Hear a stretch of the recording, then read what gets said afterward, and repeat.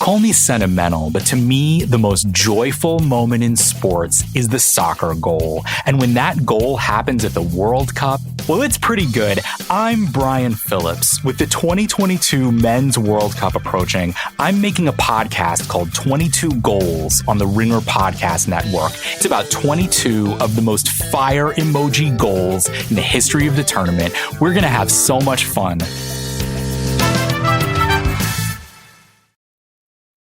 This episode is brought to you by Anytime Fitness. We may talk a whole lot about sports, but when it comes to keeping fit ourselves, there's definitely room for improvement. I hit this point early July. I was just like, I am not in good enough shape.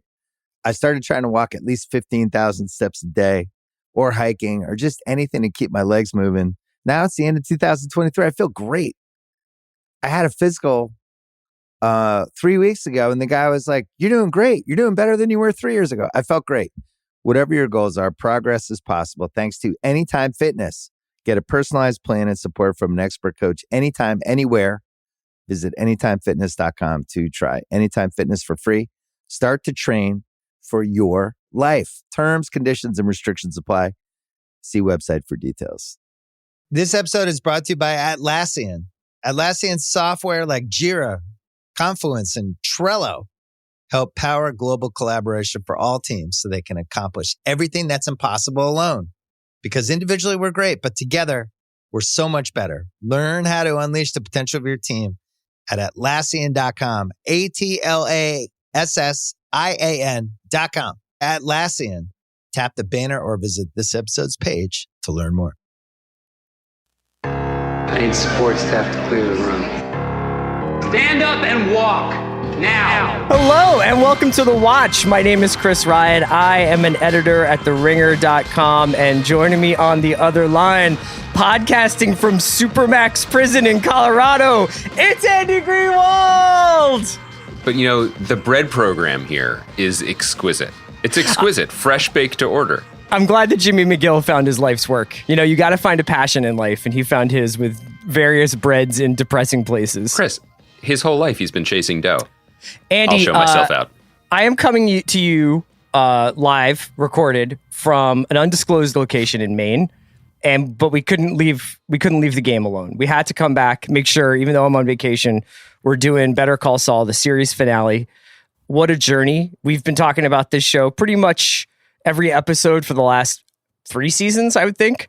And, you know, it's been one of our favorite shows over the last 5 years, and it finally comes to a conclusion tonight. When we had Peter Gould on a couple of weeks ago, Greenwald, he seemed, I don't know what the right word was. Was it almost like charmed by his own creation? Like he was like very interested to see how people were going to feel about these last few episodes. And he seemed kind of like, I think we did it, but I think it's going to be divisive and it's going to be different. Do you agree with Peter Gould? I think he was pleased, and I loved that for him, and I feel equally pleased. And not to psychoanalyze, but I did feel like these few episodes were not stressed. They felt fully invested. They felt confident. They felt in control of the story and the characters. They felt, and this is the word that I kept coming back to while watching this episode, generous. This episode and these last few episodes in general were generous to an audience that has invested over a decade in these characters. They were generous to the performers, the cast and crew who have invested so much, and clearly, you know, people coming back for victory laps or for one last thought, one last moment. As Steve Jobs would say, one last thing. And I think ultimately, like, very, very generous and considerate of an audience that has been on board with a show that started with more goodwill than maybe any show in modern television history, and challenged in a way. You know, not to say that it was a difficult watch, but that I don't think the show was really, you know, maybe there were a couple, you know, filigrees here and there, but it was never really fan service. It really established itself as its own beast and went out on its own terms in a way that I found really remarkable, really pleasurable, and I ultimately just really respected it. So yeah, I think his demeanor was very telling of what was ahead. He knew what he was doing, you know, and I really like that. You like that in the finale. You are somewhat using NPR voice. And I wonder Yeah. whether or not that's like a result of what we just watched, right? Like it was in some ways a meditative series finale. I don't think we were necessarily expecting a hail of bullets like we got in Breaking Bad. And I certainly am glad with what we got. I'm very happy with what we got. Yes. When we talked last week, and last week's episode ends with Gene on the verge of choking out Carol Burnett, one of America's most beloved television stars. I kind of had this thing where I was like, you know what? I don't think this is going to end not well, like they're going to do a good job, but I think that this would almost be like a corrective for some of the anti-hero television of the last decade that maybe sometimes ends with a soft landing for our anti-hero. And I wasn't necessarily looking forward to or hoping that that was going to be the case. Maybe there was a sick part of me that was kind of like, oh yeah, for all the catchphrases and the funny, the funny commercials and all the great cons and all this and all that, like, this is a bad guy. And I don't necessarily always look for bad guys to get punished in my pop culture, but I'm curious whether you feel like Saul was punished despite the fact that he is now serving, I think, 80 some years in his Supermax penitentiary. I think it's a great question. I think I really, really loved this finale. I think like many people listening, I'm processing it. It was incredibly rich. It was incredibly dense. It was long. There was a lot to consider. It went in a number of different directions. So I think I'm being kind of measured because I don't want to get into the like, let's rank this or whatever. But I do think that it was a remarkable coda on an era of television. And I think that you were correct to say not just for the Albuquerque verse, but specifically for the era of difficult men on television. Mm-hmm. And I'm really impressed by that. And one of the things, the names that kept coming into mind while I was watching this episode isn't someone who had appeared on any of these shows. It's, and I'm going to get her name wrong, but there is a Disney, right? A woman who is the heir to like all the Disney stuff. Oh yeah, Abigail. It is Abigail Disney. And her whole life is like, millionaires are evil. All money is to be given away. And I will devote my life to using this fortune that I was given without any choice to places I feel that it belongs. And I don't know anything about her. She could just definitely just be the real life Connor Roy for all I know. But yeah, okay, that's true. She maybe I might be about to get milkshake ducked. But in theory, let me just say that the idea of someone being handed a fortune through no fault of their own and then deciding what to do with it in a way that feels, at least from the outside, to be equitable and generous is noteworthy here. Because again and again, I come back to this point. No series in television history had a bigger head start in terms of all of your favorite people who made one of the greatest things of all time are going to keep it going. And they're going to do something different slightly, but it's the same world. And we're going to have some of our characters back and old friends and all of this. And time again, when they could have rested on their laurels and done Breaking Bad again, or really just done the underworld, the Mike and Gus Fring stuff, they didn't. They made a season about, doc review, as we love to joke. They went into the psychology of Mike vis-a-vis German mine and tunnel experts. They did much of this last season in black and white. You know what I mean? Like they took this and they considered it and they went right up to the point and challenged all of us, including those of us in the audience who I think would like to think of ourselves as enlightened or intellectual or whatever, and had us wanting him to get away, right? We wanted him to get away, or we wanted him to take the deal that was presented to him. And we can go beat by beat.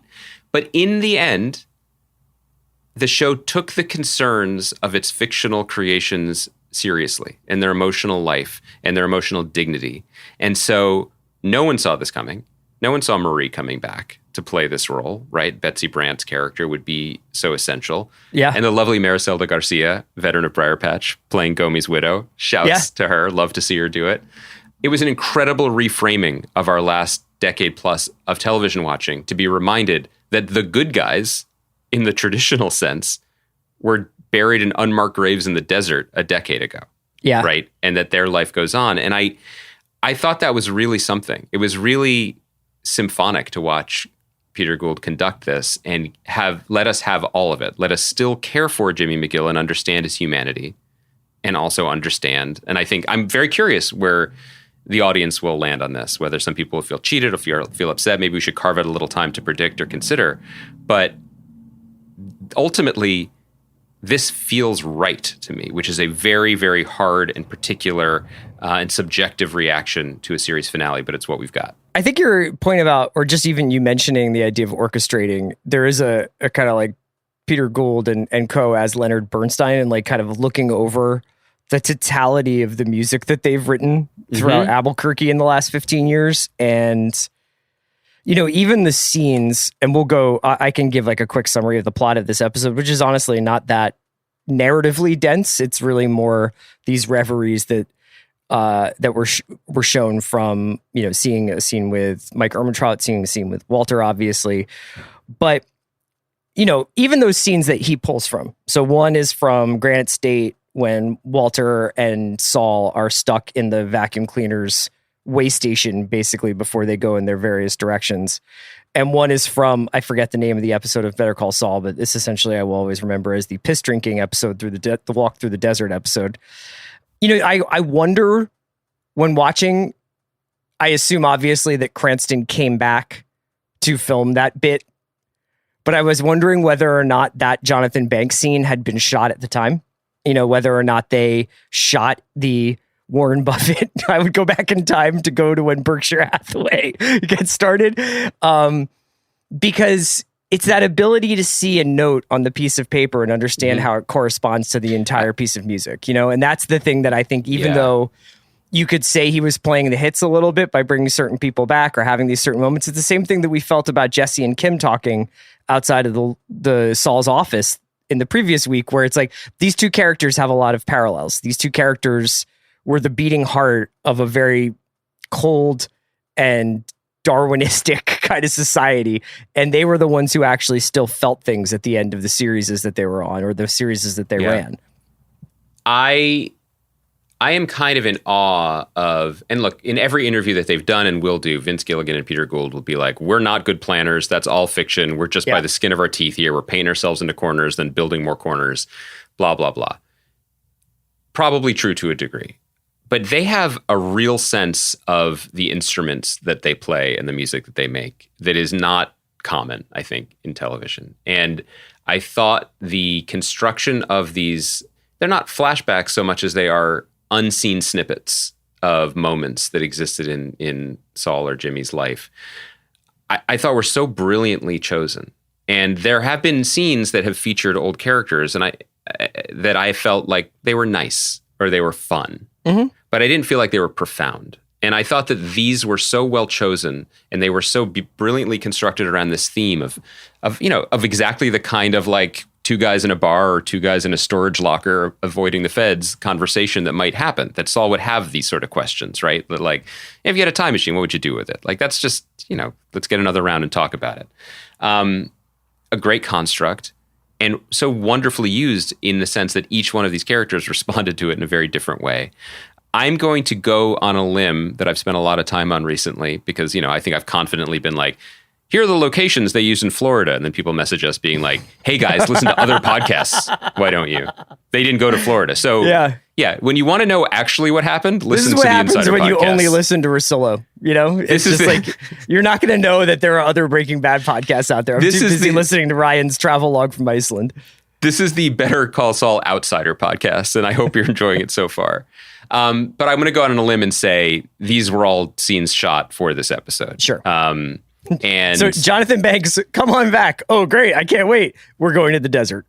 I mean, but also clearly people want to come back. Yeah. And they want to be a part of it, and they want to have their last moments and with these characters and with this world. And, this idea that has been prevalent throughout the series that finally got to be delivered by Walter White, the hero/villain of the previous show, was incredible to me. That they landed that plane. Like, the last 6 seasons of Better Call Saul have been about, you've just always been this guy, right? Like you've been this guy. To have Walter say it was so wonderfully constructed and felt so true, and it gave Heisenberg one last hit. You know what I mean? As opposed to being like, I'm the guy we're just having fun again in the trailer. Like, he deduced that shit one last time.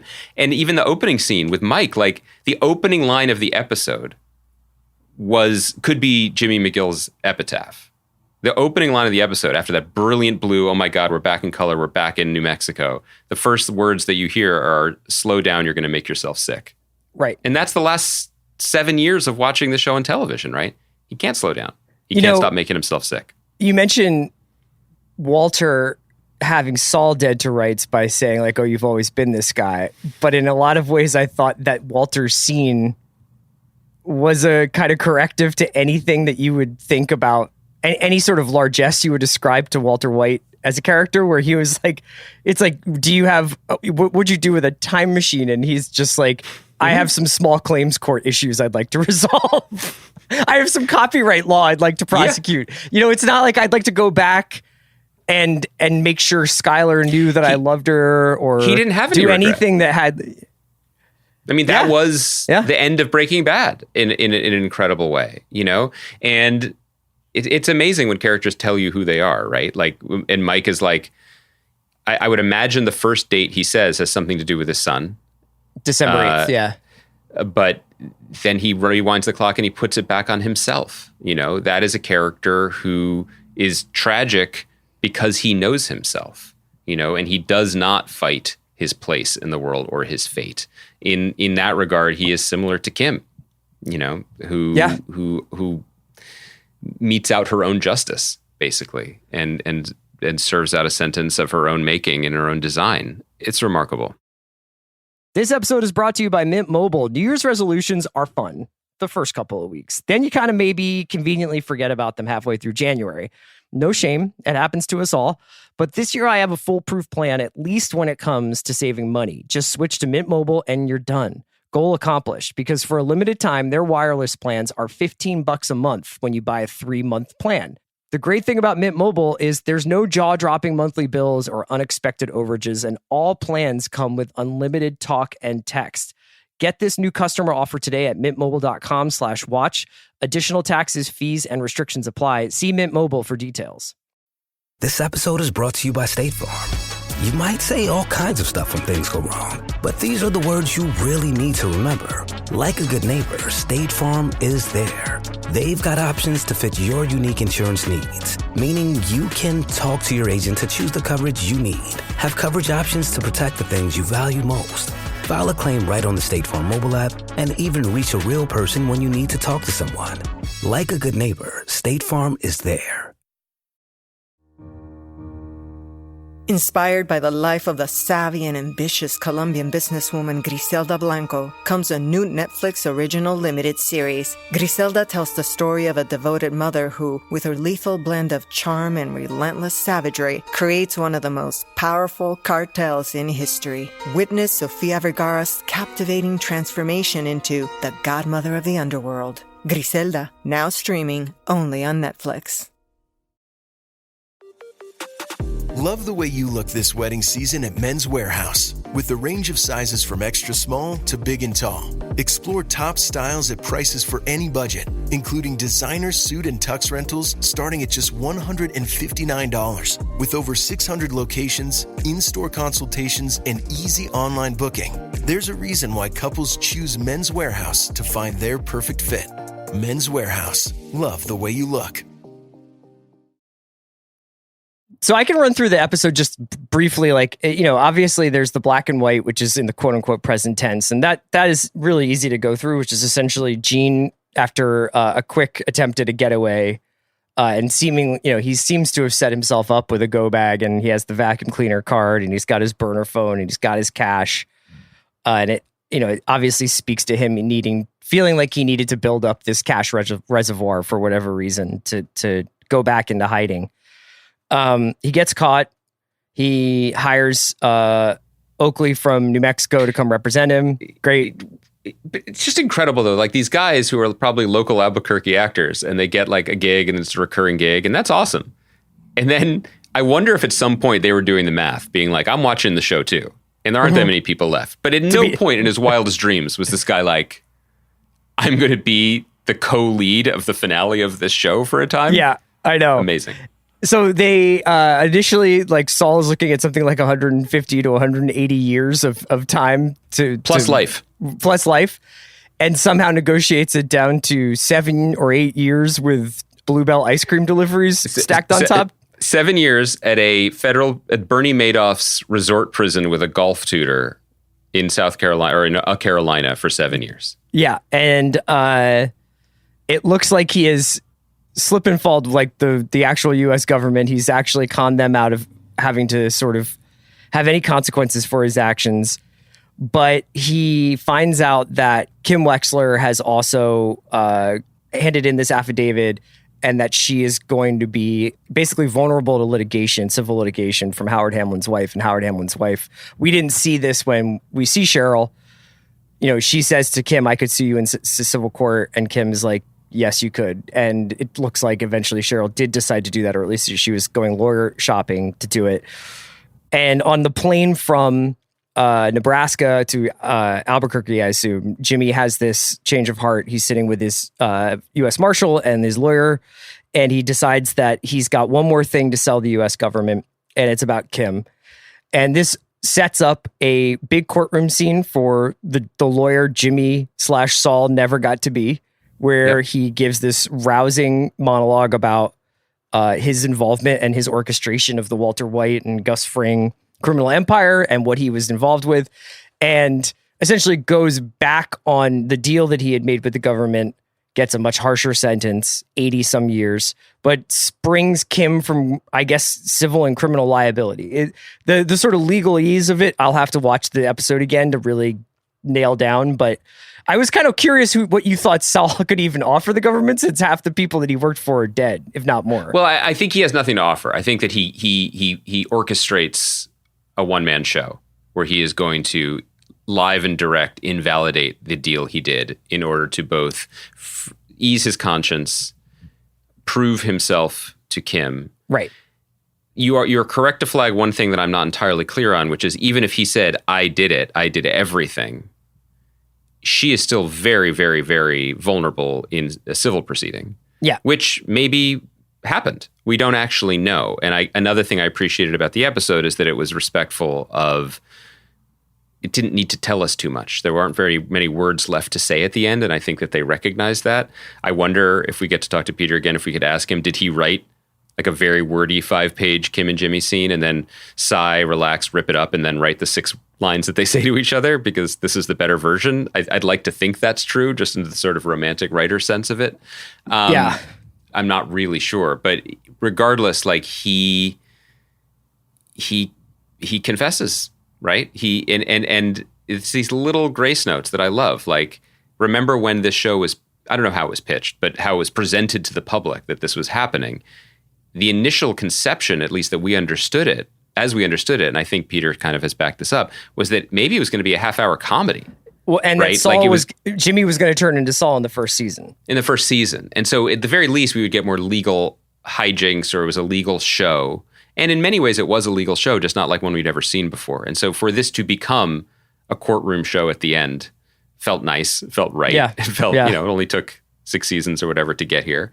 But, he got his shiny suit one more time, and he got to lay it all out. And it was a powerful turn, and it absolutely was unlike the resolutions of any other difficult man of this era.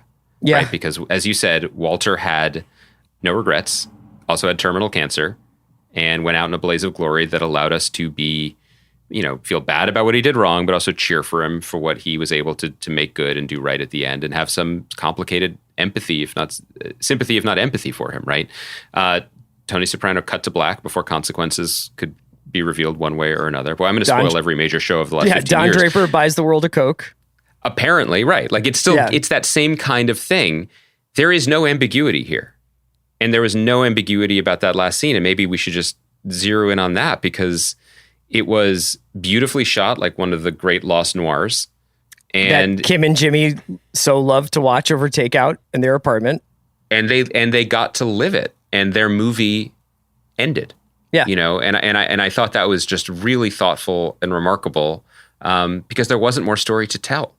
I liked the idea that she gave him a cigarette and there's like a moment of sort of pause about like, are we allowed to do this in this room? And it's kind of like, you're going to be here for most of the rest of your life, if not the entirety of your life. Who cares if you smoke a cigarette in here? Did you think that, I guess the impression is that because he's sort of recognized by almost everybody on that bus. My takeaway from that moment, aside from it being like this amusing comic relief, was that he is actually a criminal. And maybe he's recognizing that, like, this is where he belongs in some ways. People. And in some ways also, like, it was like, by the way, like, Saul is not going to be, like, he might be protected in prison to some extent. Yeah, the only scene that I had issue with was that scene. Okay. And maybe we could talk about it. Like, here's what I liked about the scene. And then here, I'll say what I did. I liked what I didn't like, then I'd love your thoughts on it. What I liked about it was, once again, I am an easy mark, because as soon as you saw the bus, was I like, are we going to Con Air this? Right. Is this Con Air? Right. Like, anytime you see, like, name the filmed entertainments in our lifetime that have featured a bus transporting prisoners that has reached its destination safely. Right? Like, you could probably count those on one hand. So I kind of like that. This is a great idea for a show for you and I to do together, is successful prison transports. And it's just, the entire show is just a bus driver from prison who never loses a guy. Or you follow an armored truck where they're like, we're going to, like, you know, swap out the ATMs or whatever and like do this bank transfer, and they're just really good at their jobs. And then that's it. And when they stop for coffee, nobody hits them outside the deli. Yeah. Ever. No. They always follow protocol. They always lock everything up. Where was I the other day? Where I went to went to a taco place, and like 15 like fully armed and like uniformed police officers were there. And I was like, hello. And they were just like all enjoying their tacos. And I was like, I hope I'm not in a Michael Mann movie right now. You make it sound like you're Tim Roth in Reservoir Dogs. You know, like you've got a bag full of weed as you walk in. This is maybe, I don't know if this is genetics or whatever, but I assume I've done something wrong. Like, I have never really, I maybe jaywalking, but other than that, I'm pretty law abiding. But immediately I'm like, well, this is not going to be good for me. Anyway, so I liked it for the fake out and the trolling, which I think was intentional. I did like it for again, in speaking to the generosity and care of the characters. I think you make the right point that, like, because he is recognized as a folk hero or as someone of significance to the other prisoners, it gives us an important sense of security, right? Because the episode did, and this is the kind of thoroughness that these guys are known for. He mentions that incredible prison murder montage, right? Yes. So the idea of people getting shivved willy-nilly is present in our minds. But and I think that scene, his sort of role in prison probably speaks to the fact that the Salamancas, the Gusses, the Mikes, the Walters, the Jacks, the Todds, like everybody's gone. Everybody's gone. There's just Jesse and Kim out there somewhere, you know? Yeah, the color has been leached from it. He's just going to be a schnook. He's going to be Henry Hill in a way. But what I didn't love about it was the kind of theatricality of it. Like, it felt a little much, and it felt a little Rudy. Yeah, a little folk hero-y, when I kind of liked that he was maybe a schnook now. That he had given up the mantle, whether he would be allowed to give it up or not. It felt, that was the one thing that felt a little extra to me, but it's hard to complain about. How did you feel about it? I mean, I think of course I immediately Googled ADX Montrose. I think it's a stand-in for Florence, which also may have been the prison that The Passage starts in. You remember, like, there's the Colorado like prison in the beginning of that great vampire novel, The Passage. How's that work out? Everybody gets to where they need to be. You know, but I would love to see Saul in a reboot of The Passage.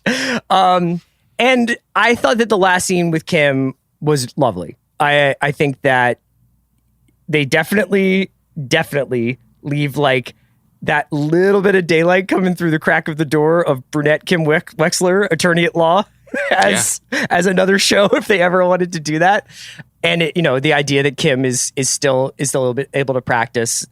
I thought that her going to the legal aid place was really cool, that she had unburdened herself of something and felt like now she was maybe purified to the level that she felt like she could go and do good in the world, like that she wasn't still paying for something by being in this sort of soul killing brochures and catalogs job at a sprinkler company. But then maybe she holds both.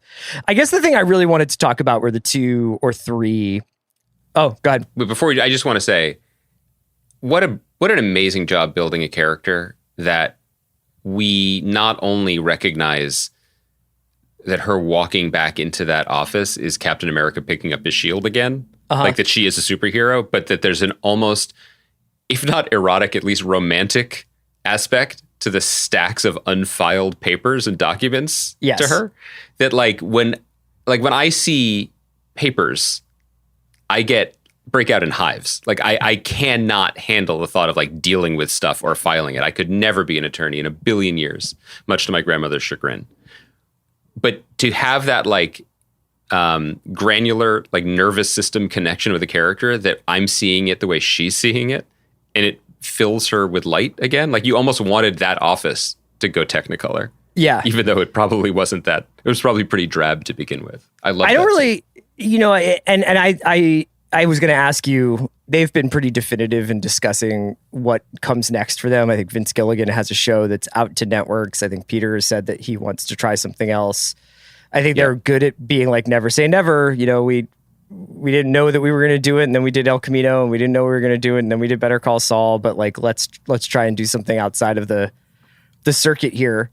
I certainly thought that like Kim being a lawyer again is like something, you know, and it's not, maybe it was just important for that character not to be mired in the life that we saw her in for the second half of this season. But yeah, like, I guess I just wanted to ask you a little bit about the flashback scenes, because we talked about some of the specifics of what they discussed in those moments. And I think this episode was called That's Saul, right?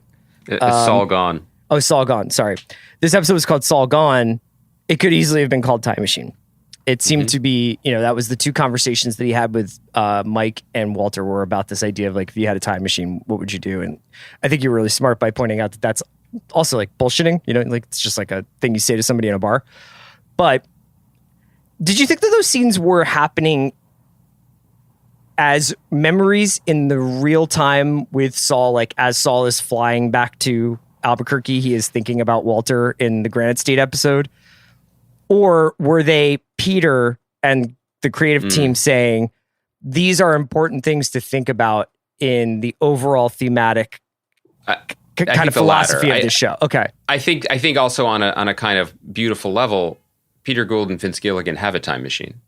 You know, they can call up punch-in dates and give us scenes that advance their arguments, validate their hopes or assumptions. Like they can do that, and they did it. You know, and I kind of loved that. Like they created out of whole cloth 3 scenes that accessorized their final chapter, you know, perfectly. Like they were perfectly chosen. And again, it's always that little extra bit of work. You know, it's like my hero Abigail Disney always says, you know, just do the extra 10%, right? Isn't that her famous book that she maybe wrote?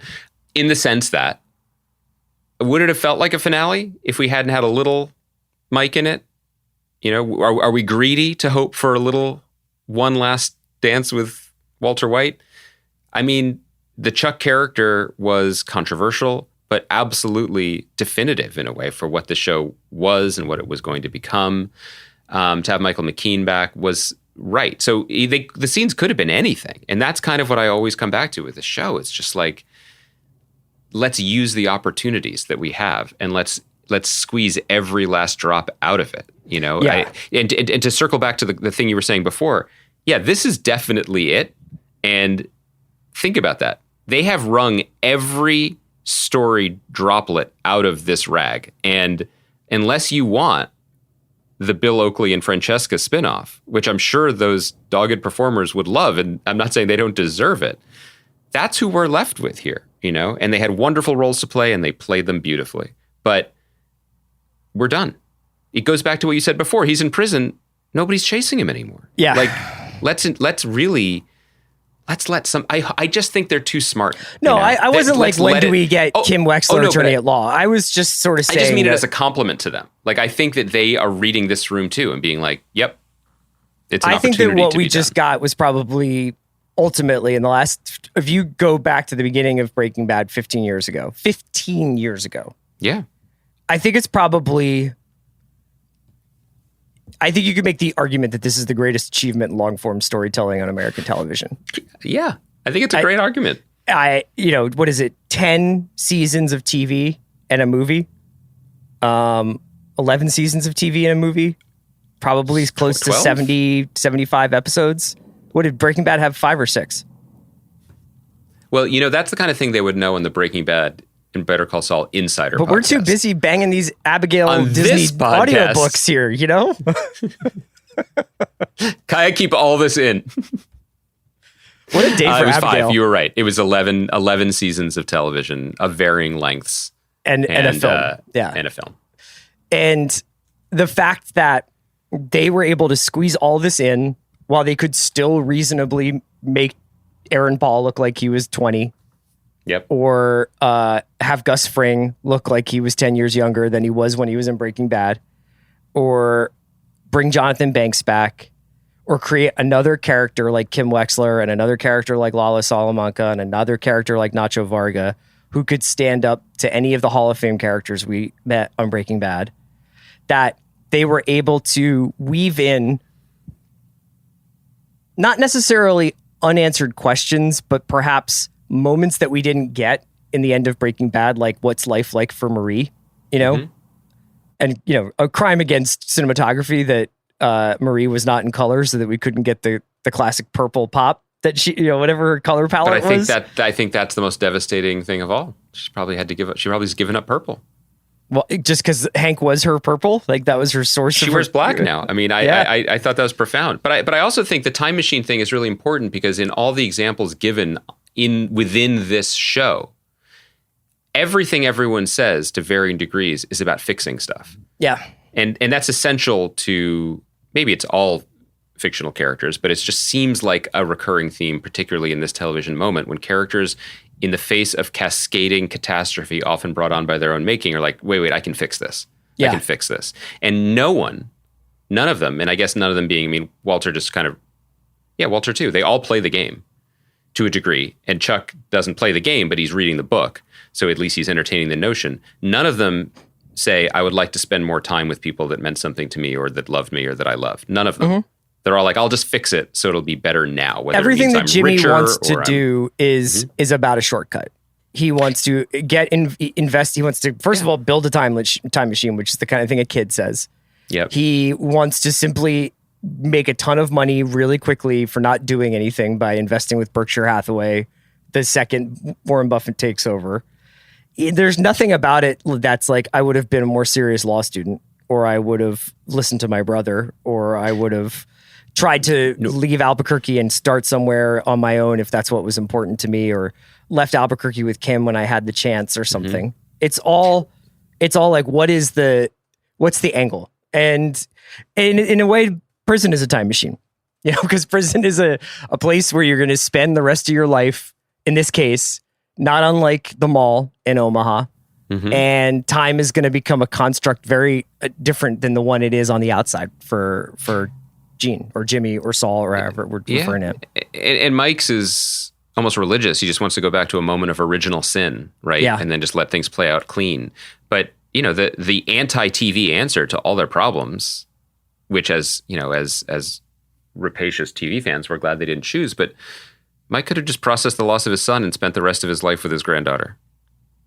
Like that. Mm-hmm. That's not glamorous. Maybe she wouldn't have had the same savings account, but she lost that anyway. You know what I mean? Like they all gambled to fix stuff. Oh, they were all Chuck just too. Like Chuck's thing, with his anger about his brother and all this stuff. Like they could have hung out. You know, I mean, it sounds trite to say it, and it wouldn't have created the drama, but because it's so expertly constructed, this giant like house of cards or lies that they all build to try to solve problems without dealing with them, like it makes it more painful to consider, especially now that we're at the end of it. The two ideas that I always go back to is what he says to Jeff when he confronts Jeff in Omaha, and he's just like, you want what everybody wants, which is to be to get in the game, and then the same thing that Kim said to him, which was that I didn't tell you because I was having too much fun. When he's like, why didn't you tell me about Mike warning us about Lalo? And she was like, because I was having too much fun. Or because it all ends in a dumpster. And I think that the other thing I just really want to applaud this whole crew for is it's really running against something that I think is just taken over. So basically, like, I've been trying to think about this, and it's just that TV generally, actually, this is almost a bigger idea, right? Like, for years when we were growing up, the idea was that TV was a lesser art form because it was cloying or commercial or sentimental, right? And the real art was in movies. And I don't disagree, considering a lot of the shows that we grew up with, which meant stuff to us, but not necessarily in like profoundly artistic or aesthetic ways. It's been interesting to observe, even in this golden age when some of the best work being done in, for acting, writing, directing, cinematography, all of it is on the small screen. TV essentially still is a sentimentality machine, and that's because of its sprawl. Yeah. We touched on this last week that like the more time we spend with characters as an audience and the more time creators spend with characters as writers or as actors, you just kind of like them more and you kind of root for them just because you know them, which is true in people in real life too. And that allowed all of those other antiheroes to have just a little bit of a, well, maybe Tony figured it out after the camera cut to black and the Journey song started playing. Maybe Don Draper, did touch Nirvana and make $1 billion spreading Coca-Cola around the world. Maybe. We're going to walk away and leave you with that feel-good maybe. Movies end. And movies are plenty sentimental, but movies are always like, well, this is the time we're spending with them, and then that's it, and allow you to have that definitive thing. I mean, obviously, there are sequels. I don't know if you guys have heard about that. But yeah, I was also going to say I'm on page 190 of Heat 2. So yeah. So this is a broad statement. But I guess what I mean is, again, with their Abigail Disney philanthropy, Gilligan and Gould like took one for the entire medium in a way. And they were like, nope, we've done it the other way. We've seen everybody else do it the other way. We understand why you want to do it the other way, but this has to be this way, which is probably why on some level I'm processing this NPR-y in an NPR way. Like I didn't get heated because it didn't give us the Con Air bus crash or the whatever. I don't think it was that we were given a Friday Night Lights, like, the catharsis. Yeah, and this is a good point. The catharsis is essentially Jimmy in prison for the rest of his life doing the finger guns at Kim and those two being cool. They are now cool with each other again. Yeah. And that was a great moment. And I do want to take a minute here to do something that we weirdly haven't done enough of over the course of the last few years of talking about this show so much, which is talk about Odenkirk. Yes. We rarely because it's weird. I think that the cult of Ray Seahorn is one that we both pay tithes to, and we're very much a part. We're signatory members of that religion. Blown away by Michael Mando's performance as Nacho. I think you and I were both like just kind of fell in love with him as a performer and as in that character. There's been incredible Gus stuff, incredible Mike stuff. There was a lot of moments for Patrick Fabian over the course of this, especially towards the end of this or middle of this season. And the Tony Dalton comment was really amazing. But man, for the joking that we've done about Aaron Paul going back and Walter White I don't think we've talked enough about just how ably and amazingly Odenkirk handled both the time and the multiple personalities that he was essentially playing. To go from Jimmy, this con artist, as a young man in the beginning of Better Call Saul, through the early days of the Saul transformation, into the Gene transformation, also revisiting Saul as a Breaking Bad character and going back and playing some iconic scenes from Breaking Bad from a different angle. And in some ways, it's a very thankless role of those anti-hero moments. Like, there's not a lot of... I wouldn't say there's not a lot of highlight reel scenes, but I think it's one of the more generous leading man performances in so much as he is often seeding the best parts of a scene or the best parts of an episode to another character. And but they baked it in. He's a supporting character. I know. And then Jimmy McGill was a supporting character in his own family. But he's in like every shot. His own job. Yeah, there was an awareness, I think, in how they framed that. But I'm so glad you said that because we could have gone another 30 minutes in this finale pod and never mentioned the actor who was the engine, which is insane. Yeah. It is an absolutely underappreciated, including by us, performance. It is an understated performance for the ages. It is a generous performance for the ages. And there is such... It's still such a surprising performance because you don't build shows around performers with his particular charisma and gravity, which is to say he has them in spades. I mean, he's a legendary performer and has been in different mediums for many decades, many for decades. But he, what he was so amazing at as a comedian and on Mr. Show, and I mean, he was chameleonic, right? What he communicated wasn't necessarily the charisma of a leading man or an anti-hero. It was a kind of window into a kind of yawning, yearning humanity. Well, he was right? really good at playing American idiots. Like that was always his, that was always a really good thing that he did. This mix of like striving and ego and self-hatred, like just like a gaping pit of Sarlacc into the American id, right? Like that's in every sketch role he ever took on or wrote for himself, or any of the things he wrote for Saturday Night Live, or why he was probably the riskier choice to be Michael Scott in The Office instead of the second choice. And no disrespect to Steve Carell, but there's an interesting sliding doors if that had been him instead, and what the part would have been. I don't think it would have run as long, because I think that ultimately that emotion that we're talking about that he carries with him does skew towards drama. And it took Breaking Bad and Better Call Saul to reveal that, both to us and to himself. But yeah, I think he led with that. He led with that emotion and that pit and that need to fill something, and that is a very interesting thing. It makes the show totally unique. It makes the performance unique, but it's made it slippery, not slippin', but slippery to talk about.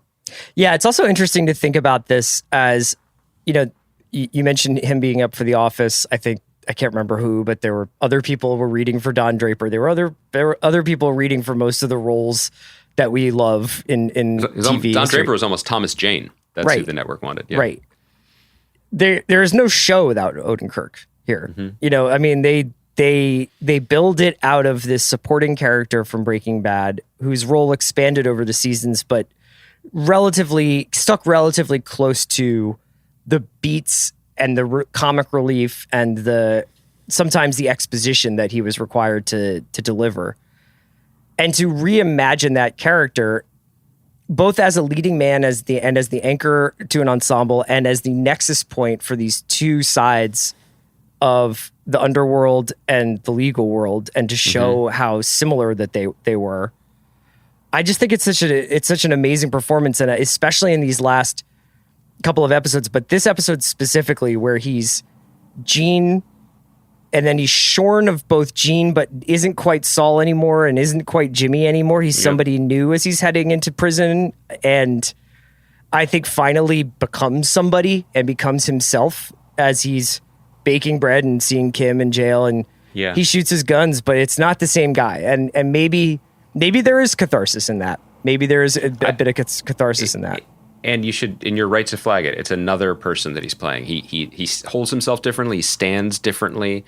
They've lit him differently, and his makeup is different. He looks more his age, which, by the way, the timeline of all this, that like, wait, Breaking Bad was 16 months, and then he was only in Omaha for 2 years ago, these guys came to, And then he's like, Kim walked in a month ago, and this whole back and forth negotiating with the federal government took 4 days. It was a little confusing, but anyway, that doesn't matter. What I wanted to say was, it also speaks to the care and generosity and respect of the creators for the audience and for its own characters, that one of my feelings as we were hurtling towards the end of this episode was I just felt so bad for Kim again. Not because she didn't own up to her own culpability, which I think was an important card to play in this season, but that she really fell in love with and married a shithead, right? Like a real dirtbag, like really a terrible person. And I felt terrible for her. I don't know her, but I just felt, at the end of this, you felt that way? As we headed towards the finale. As we headed towards the finale of the finale, not the end of this episode, but as he was skating towards his mint chocolate chip ice cream in the white collar thing, I was like, I wanted to put my Protect Kim at All Costs t-shirt back on. And so what I loved about his confession was that he stood there shorn of all of the nonsense as, I think, on some level, the man she kind of hoped that he was. Well, he was the manifestation of like Jimmy's kind of charm, Saul's slickness, And brains. Yeah, Smart, and kind of like played the AUSA and the judge, and he's got everybody dancing around in circles because he's the puppet master. But at the end, he stood up for her. I think really she would have been fine. We had already established that she was going to at least advise and do volunteer work and legal aid, and those docs would get reviewed under her watchful gaze again in the future. And so that was fine. It wasn't like a charity, or it wasn't like she needed a man's whatever to make it in the world going forward. But it was moving in a way that and it was moving emotionally and also so structurally sound that he makes his confession and does a very un-Saul-like thing and just takes the whole boat, and basically agrees that his life is over, at least his life as we knew it, his lives, all to be the person worthy of her respect. Yeah. At the end. That's the show we were watching, and it allowed us to let Kim go. Which we're doing now too, I think, because I don't think we're getting the spinoff. Like it worked, and the end of his life allowed her life to maybe restart, and that's an incredibly difficult calculus to do in a script in an episode of a TV show, and they did it. They so did it. You're not into Kim Wexler, prison transport bus driver, dude. If you light her like that, I'm into anything. That was what like maybe everybody, if you close your eyes, you have your own Sin City. Like clearly we know what Robert Rodriguez's Sin City movie was. Sure. I just saw mine, baby. And it's just her leaning against a prison wall with a Marlboro. So I'll take what I can get.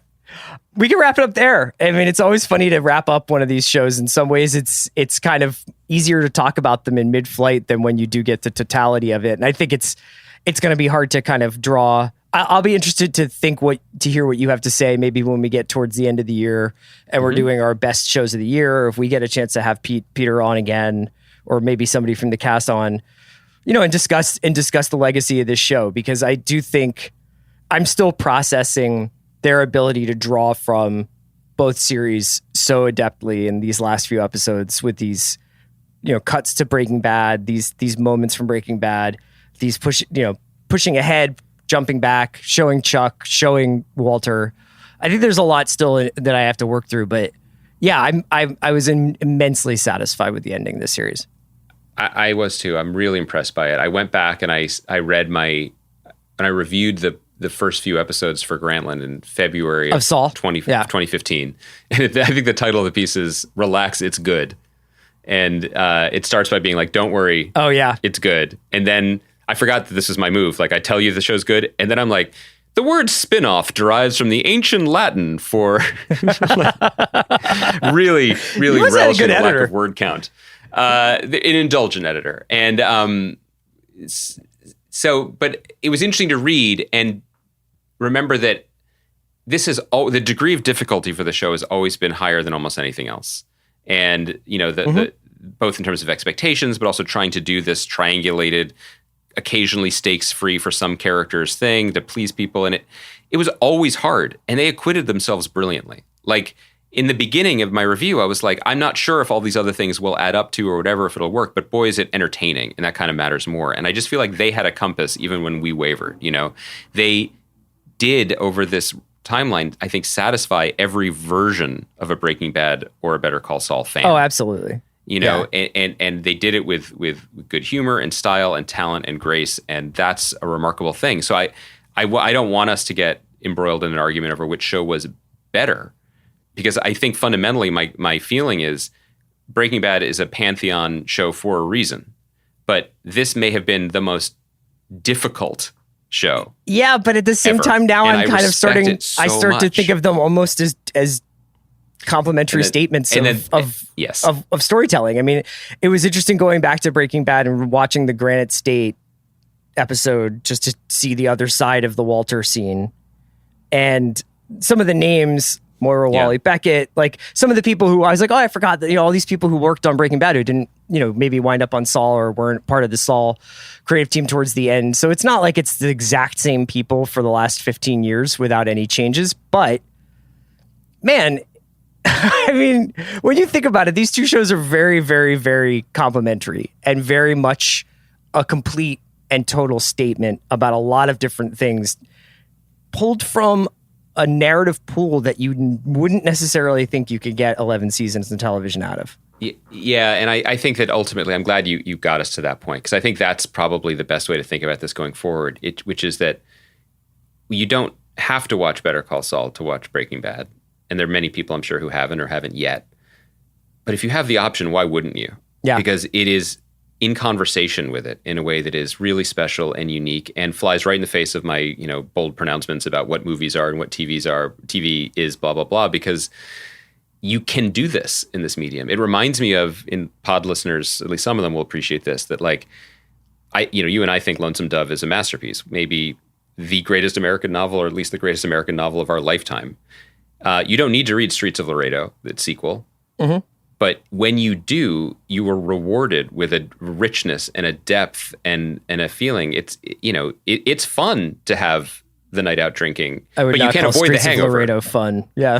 You know what I mean? But the hangover is part of it. I know, and you understand the totality of the experience, I think, better if you take in both sides of the coin. And so the fact that they understood that too, ultimately, it's crazy that the one who got punished here, out of all the hours of television we just watched, is Jimmy McGill.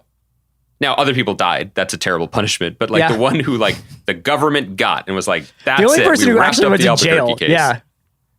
Crazy. Well, we wrap up our Albuquerque podcasting unless we have a special guest in the next couple of weeks. Andy, it was great talking to you. The Watch will be back on Thursday discussing a truly extraordinary episode of Industry, episode 3, which aired tonight as well. So we're going to chat about that, and then you'll also have some other stuff going on Thursday's pod. I can't wait to find out if there's the next 10 Great Bluey episodes or whatever it is. I've already, Kaya hasn't told you. If you're like, I have Michael Mann on to discuss this book, I will quit. But yeah.